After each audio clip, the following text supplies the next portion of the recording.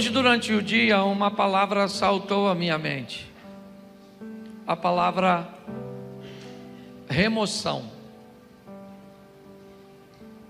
O ato de, ou o efeito de remover, de tirar, de mudar de lugar.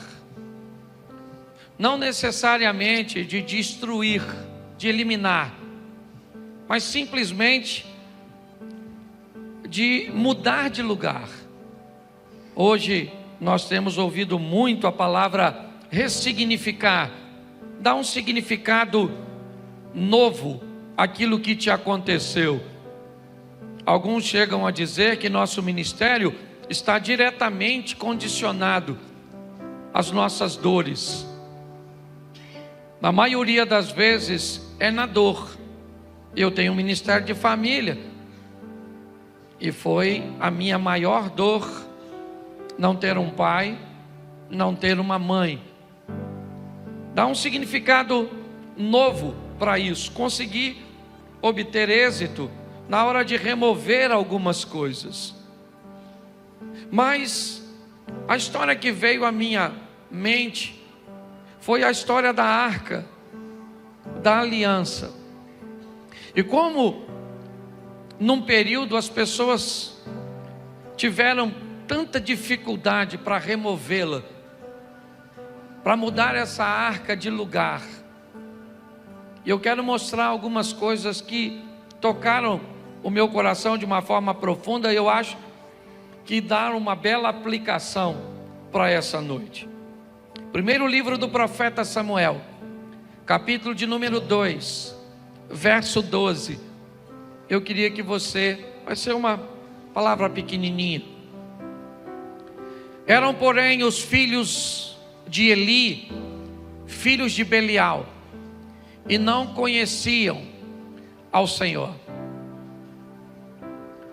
Porquanto o costume daqueles sacerdotes com o povo era que, oferecendo alguém algum sacrifício, vinha o moço do sacerdote, estando se cozendo a carne com um garfo de 3 dentes em sua mão, dava com ele na caldeira ou na panela ou no caldeirão ou na marmita, e tudo quanto o garfo tirava, o sacerdote tomava para si. E assim faziam a todo Israel que ia ali a Siló. Também, antes de queimarem a gordura, vinha o moço do sacerdote e dizia ao homem que sacrificava: dá essa carne para assar ao sacerdote, porque não tomará de ti a carne cozida, senão crua. Dizendo-lhe o homem: queime primeiro a gordura de hoje, e depois toma para ti quanto desejar a tua alma.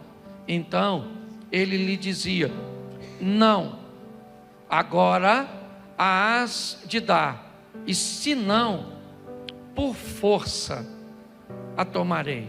Feche os seus olhos. Senhor nosso Deus e Pai, em nome de Jesus, eis aqui a tua palavra.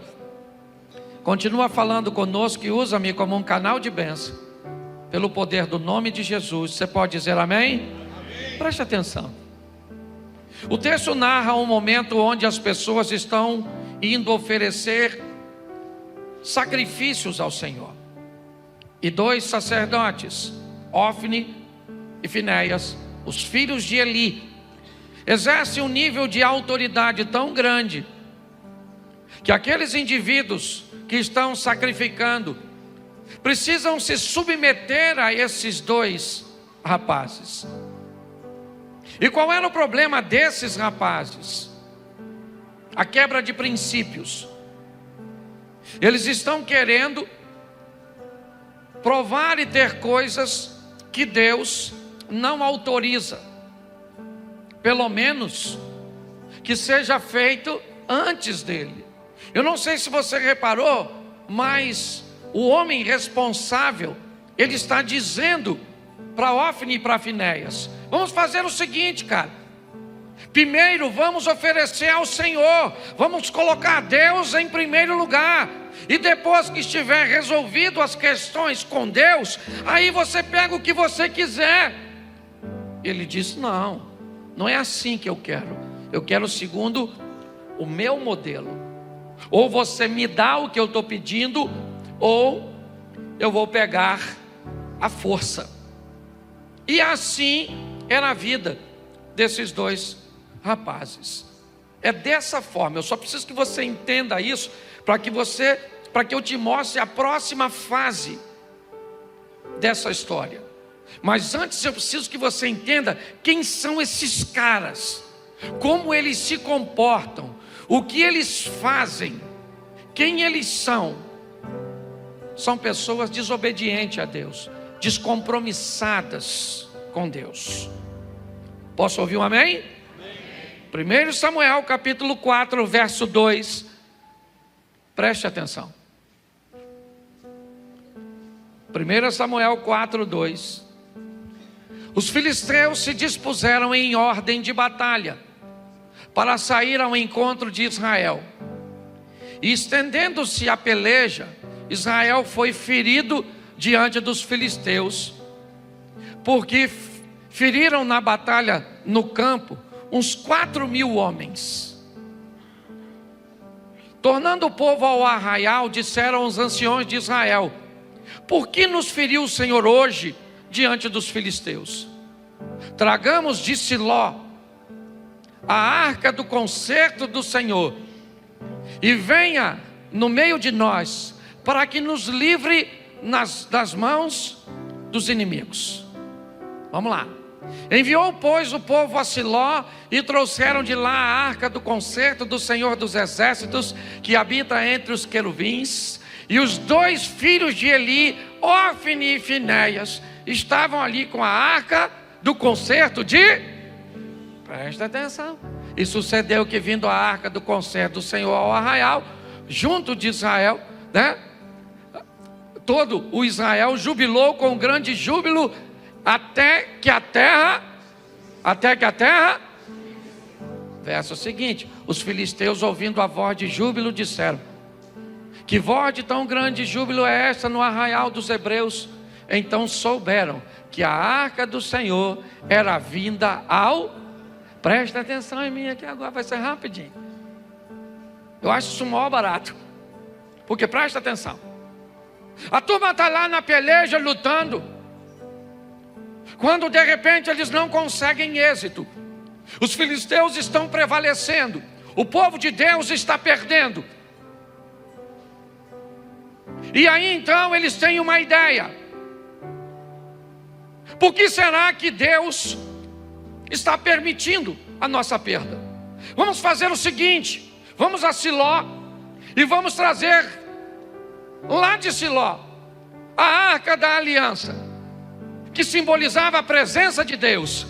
Vamos trazer a arca da aliança para o meio da batalha, porque aí, com a arca da aliança, Deus vem e nos dá isso. Isso é o maior barato. Pastor, o que isso representa? Que tem gente que acha que pode usar coisas como um amuleto da sorte. Basta botar um crucifixo no peito que eu estou protegido. Vou botar uma Bíblia na frente do meu carro para ninguém me roubar. Você conhece alguém assim? Você conhece alguém que se comporta como se as coisas de Deus fossem meio que algum instrumento da sorte? Vou botar ali, certo? Porque se eu botar um louvor na minha casa, nossa. Tem gente que gosta dessas coisas. Eles pensavam igualzinho. Eles estão perdendo a batalha. Ele falou: traz o amuleto da sorte, a arca da aliança, porque a hora que a arca chegar aqui, nós vamos ganhar, porque Deus chegou. Chegou onde? No objeto? Não, não é de hoje, que Deus nunca caminhou em coisas, e sim em pessoas. Se você acha que isso é algo só do Velho Testamento, Deus não habita em templo feito por mãos humanas, você está enganado. No Velho também. Os caras levaram a arquinha chegou, mas olha quem é que está trazendo. Quem é? Volta lá um pouquinho, só para ele ver os dois indivíduos que eu preciso mostrar. Volta um pouquinho onde está Ofni e Finéias. Você que está aí com a tradução. Presta atenção. Ó, os dois filhos de Eli, Ofni e estavam com o amuleto da sorte. Eram os dois caras. Eles estão trazendo a arca, representa a Deus, sim ou não? Sim ou não? Mas quem é que está trazendo? Os dois não cegos. O Zé Ruela, do desobediente. Mas Deus não está ali, está na arca. Tanto está na arca, que quando o júbilo se estendeu, quando o povo viu, se alegrou com a presença da arca, a Bíblia diz que a terra estremeu, e o povo falou, ganhamos. Só que deu ruim, irmão. O negócio não deu para ganhar, não. Volta aí. Vai para o verso seguinte. Pelo que os filisteus, olha que maneiro, quando a arca chegou, os filisteus se atemoriam, porque diziam, Deus veio e diziam mais. O que os filisteus, presta atenção, filisteu, vamos tratar aqui os incrédulos, aquela turma que vivia na idolatria. O que os filisteus disseram? Ai de que tal? Eles nunca tinham visto aquilo, a terra estremecendo, era um negócio amedrontador. Mas olha o que os filisteus disseram: ai de nós, quem nos livrará da mão desses grandiosos deuses? Esses são os deuses que feriram os egípcios com todas as pragas junto ao... Vamos embora. Esforçai-vos e sede homens, ó filisteus, para que porventura não venhais a servir aos... como eles serviram a vós. Sede, pois, homens. E essa frase indica que os caras estão dizendo: aí, rapaziada, nós estamos lascados mesmo, e pelo menos nós vamos morrer lutando, porque o Deus deles é o Todo-Poderoso, que deu vitória a eles sobre os egípcios, e nós, isso aqui é praticamente uma sentença de morte.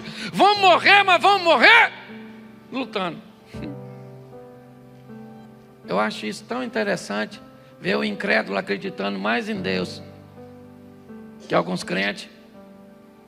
Os caras estão dizendo: nós vamos morrer, mas nós vamos morrer lutando, porque o Deus desses caras o Deus desses caras é bom.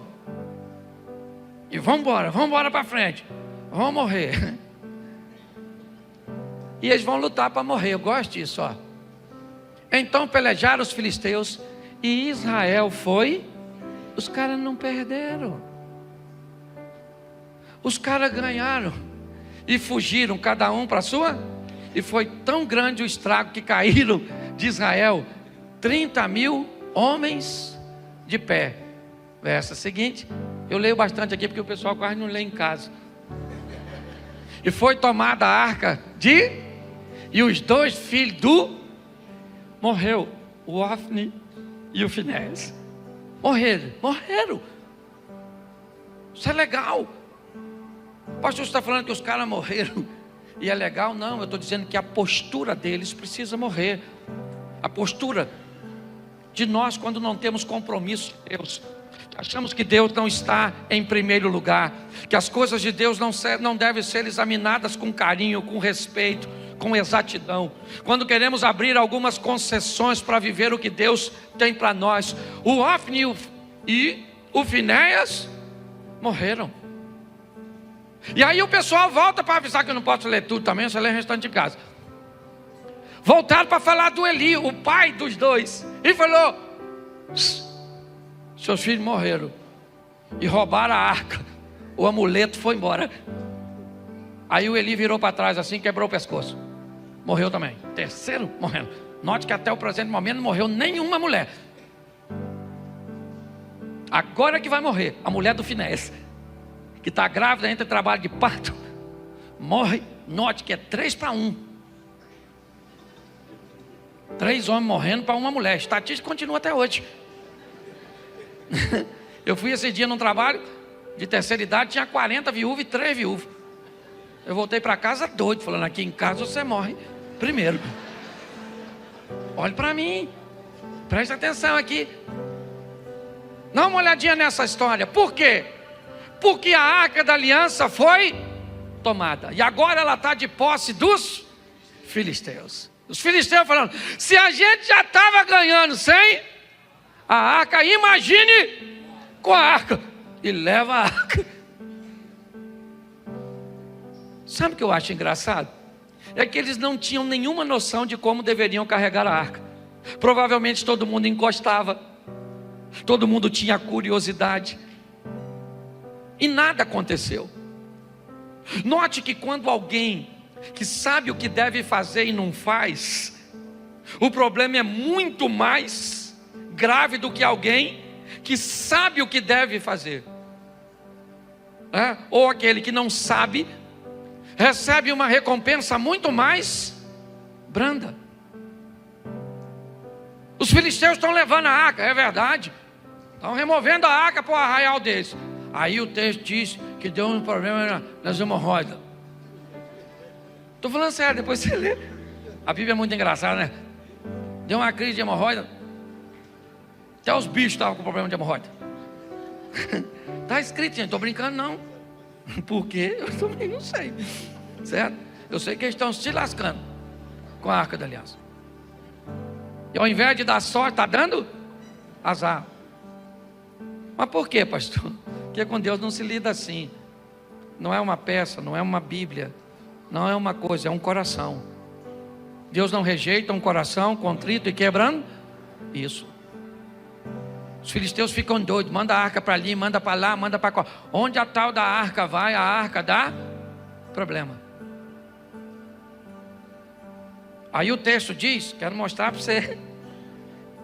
E eu fiquei maravilhado olhando isso hoje. Deixa eu pegar aqui um texto. 1 Samuel capítulo 7, verso 2. E sucedeu que desde aquele dia a arca ficou em Kiriat Jearim. E tantos dias se passaram que chegaram a 20 anos.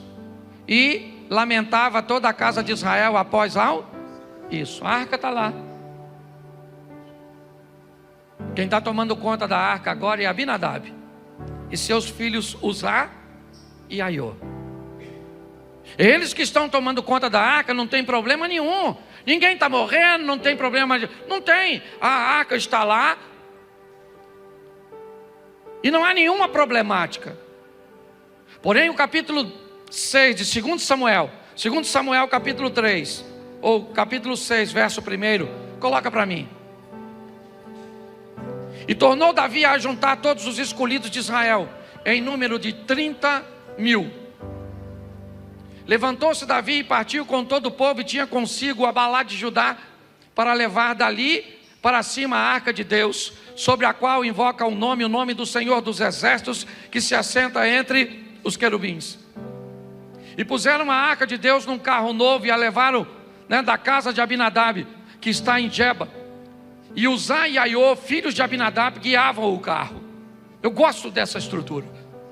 Davi prepara um ambiente extraordinário para que a arca fosse removida.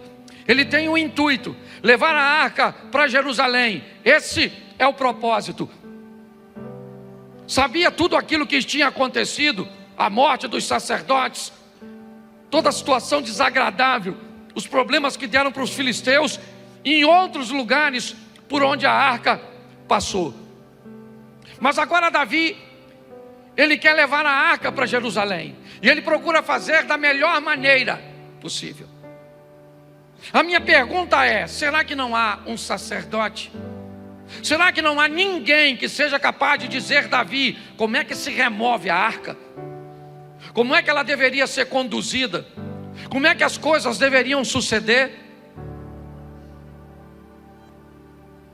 O texto diz que põe para mim, verso 4: e levando da casa de Abinadab, que está em Geba, a arca de Deus, Aiô, ia adiante da arca. Davi e toda a casa de Israel alegravam-se perante o Senhor com toda a sorte de instrumentos de madeira de faia, com harpas, com saltérios, com tamborins, com pandeiros e com símbolos. E chegando a eira de Nacon, estendeu Uzá a mão à arca de Deus e segurou, porque os bois deixavam pender, ela ia cair. Então a ira do Senhor se acendeu contra Uzá, e Deus o feriu ali por esta imprudência, e morreu junto à arca de Deus. Eu não vi nenhum filisteu morrer porque mexeu na arca. Mas quando aquele que deveria saber como manuseava fez aquilo que não deveria fazer, ele morre. A alegria da festa dá lugar à tristeza, e as pessoas começam a ficar preocupadas. O próprio Davi continua, que eu já vou terminar. Coloca o texto seguinte: Davi se contristou porque o Senhor abriu uma rotura em Uzá. Chamou aquele lugar de Pérez Uzá até o dia de hoje. Temeu Davi ao Senhor naquele dia e disse: como virá a minha arca do Senhor? Ele sabe que a arca já deu problema para quem? Para Ofni, para Finéias e para Eli. Já deu problema para filisteus e outros mais.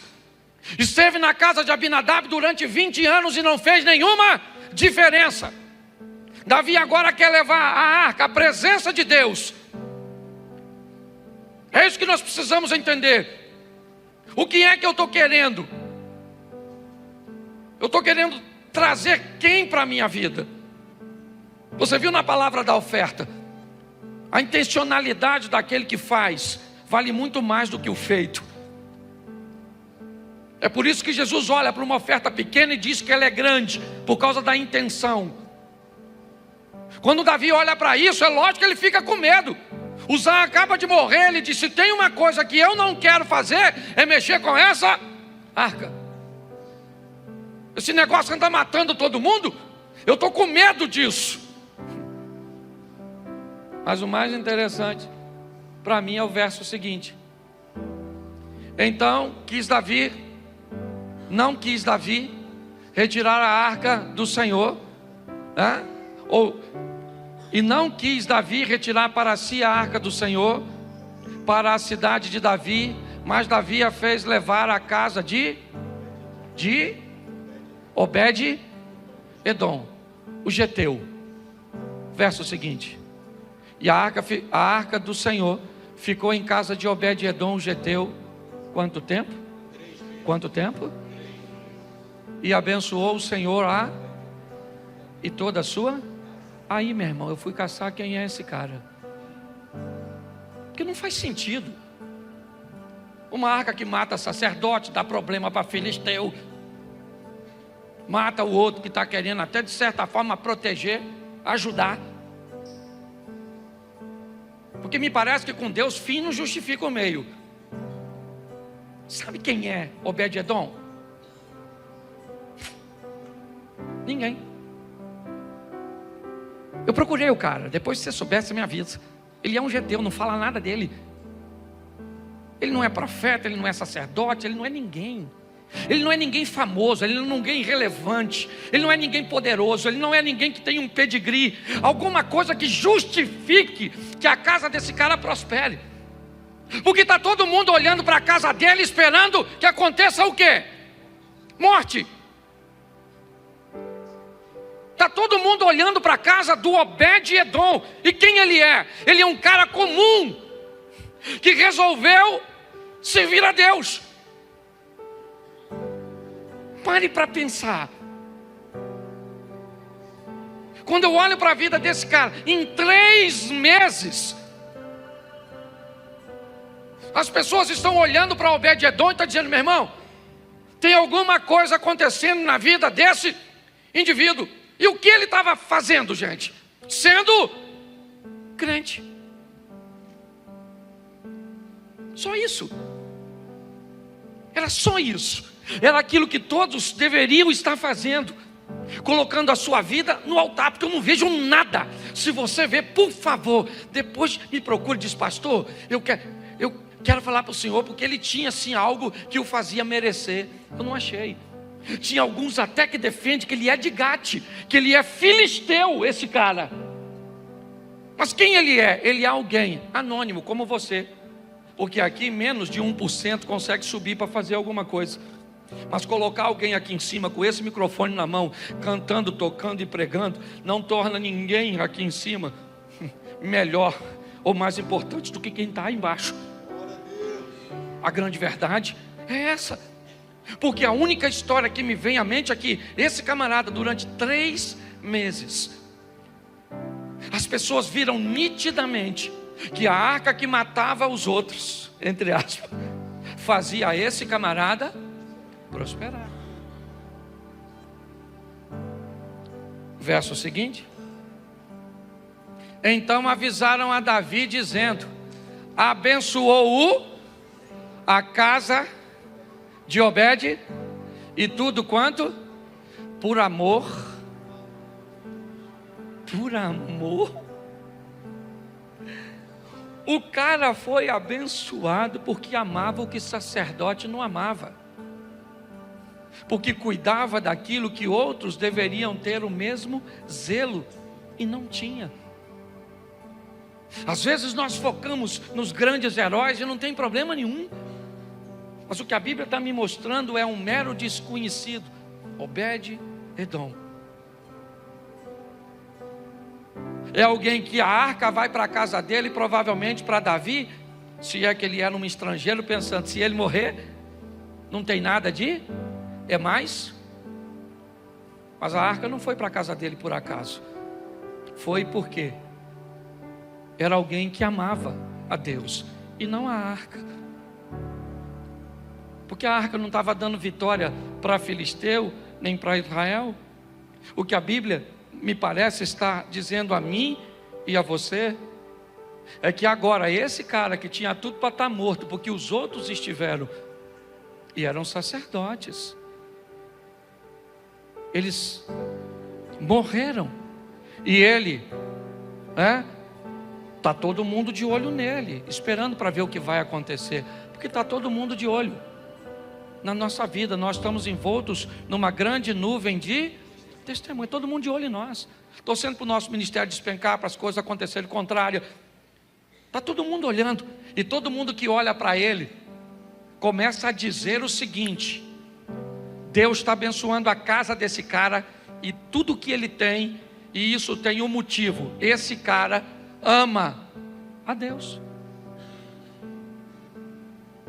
Esse camarada tem o seu coração, e olha para essa questão: foi, pois, Davi e trouxe a arca de Deus para cima da casa de Obed-Edom, a cidade de Davi, com verso seguinte: e sucedeu que quando os que levaram a arca do Senhor tinham dado 6 passos, sacrificava ele os bois e carneiros. Preste atenção, da primeira vez, quem é que carregava a arca? Os bois. Agora, o que acontecia com os bois? Eram sacrificados enquanto a arca era conduzida, carregada por homens. Muitas vezes nós vemos essa história bem próxima de nós. Somos muito místicos. Eu fui para Israel, eu vi gente querendo trazer a água do Jordão. Tem gente que queria saber onde Jesus pisou. Pastor, será que ele pisou aqui? Porque ele acreditava que se pisar onde Jesus pisou, a vida muda. Nós somos muito místicos. Um cara simples, como Obed-Edom, talvez descartável na visão de alguns, foi aquele que mostrou para todos o que faz o mover de Deus. O que eles queriam contra os filisteus, Obed-Edom viveu. O que eles queriam era a aprovação de Deus, mas eles ofereciam sacrifício. Eu não vi Obed-Edom oferecer nenhum. A única coisa que eu vi ele fazer foi amar a Deus, porque Deus encontrou nele, no coração desse cara, o amor. Pare de achar que você não tem importância. Pare de achar que você não é expressivo. Você quer viver com Deus coisas extraordinárias? O ame.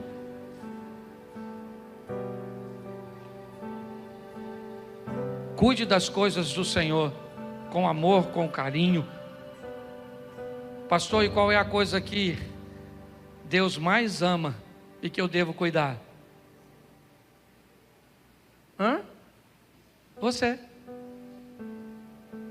Deus amou o mundo de tal que deu seu Filho unigênito para que todo aquele que nele crê não pereça, mas tenha. Qual é a coisa mais importante que você tem que cuidar, que é o que Deus mais ama? Você mesmo. Você quer agradar a Deus? Cuide de você. Cuide de sua saúde emocional, de sua saúde física, de sua saúde espiritual. Cuide de você de uma tal forma que as pessoas olhem para você e digam: caramba, esse camarada está igualzinho Obed-Edom. E o que ele tem? Amor. Ama o quê? Aquilo que Deus ama, que é a si mesmo. Eu queria que essa reflexão fosse conosco, para que nós possamos entender que pessoas simples podem viver coisas extraordinárias, não porque colocam uma Bíblia na frente do seu carro, não porque colocam uma estátua dentro da sua casa, não porque colocam um crucifixo, não porque colocam um rádio sintonizado cantando um louvor, não, porque colocam amor em Deus, porque ama a Deus acima de todas as coisas, e o próximo como a ti mesmo. Em algum momento, todos nós enfrentamos situações difíceis que parecem esmagar e tirar o nosso foco, mas a chave para superar esses desafios está na nossa mentalidade. A Bíblia nos ensina que podemos transformar nossa maneira de ver as dificuldades, permitindo que elas nos moldem e nos levem a um propósito maior. Em Romanos capítulo 12, verso 2, Paulo nos aconselha: e não vos conformeis com este mundo, mas transformai-vos pela renovação da vossa mente, para que experimenteis qual seja a boa, agradável e perfeita vontade de Deus. Essa renovação da mente é essencial para ressignificar os momentos difíceis e entender o que Deus está fazendo em nossas vidas. Quando passamos por situações de perda ou mudanças bruscas, nossa primeira reação muitas vezes é sentir medo. Sentimos que o que conhecemos foi destruído, que tudo está fora do controle, que o nosso porto seguro foi completamente eliminado. No entanto, muitas vezes, o que parece destruição é, na verdade, uma remoção estratégica de Deus. Ele está nos tirando de um lugar para nos colocar em outro, isso faz parte do seu plano. Na história de José, por exemplo, ele foi removido de sua família, de seu conforto, de seus pais e vendido como escravo. Parecia que tudo estava perdido. Isso de fato era algo terrível, imagino a dor que ele sentiu naquele momento.